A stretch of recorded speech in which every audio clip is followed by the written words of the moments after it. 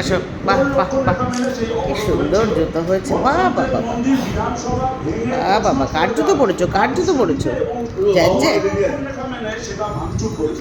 যাও, বাহ বাবা, এই চাকরি চুরি অপরাধে 22 জন অ্যারেস্ট হয়েছে। 22 জনই তৃণমূলের লোক, তৃণমূলের নেতা।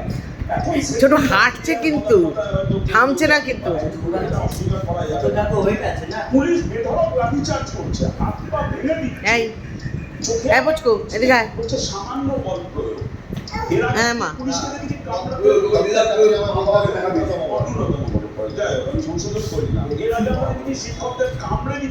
ওখানে কারেন্ট আছে, এদিকে আসো, ওখানে কারেন্ট লাগবে তো, এদিকে আসো, বাহ বাবা। পুলিশের কোন ম্যানুয়ালে এই লক্ষণ রেখা কথা বলা হয়েছে, ওই লক্ষণ রেখা অতিক্রম করা যাবে কি যাবে না সেসব বলা হয়েছে।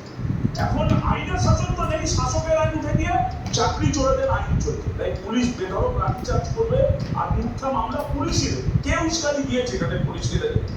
একটা খুব জনপ্রিয় কবিতা ছিল।